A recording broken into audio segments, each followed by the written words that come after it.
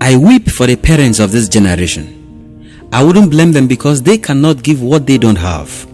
The purpose of going to church is to grow your blessings as well as your spirituality and relationship with God. How can Christian parents be playing songs like Flavor, Davido, Wizkid, or Lamide, to mention but few, to their kids? What seed are they planting into their lives?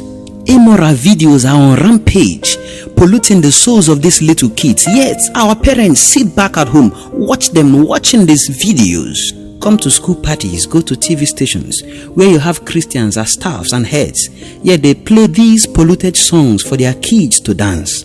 Christians, what you cannot see a devoted Muslim doing. You cannot be a Christian in church on Sunday morning and go to your house on Sunday evening and turn your house or your home into Sodom and Gomorrah in the name of fun. For what?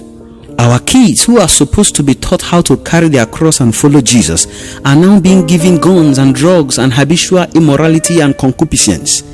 If you give that child cross today, he will give you glory tomorrow.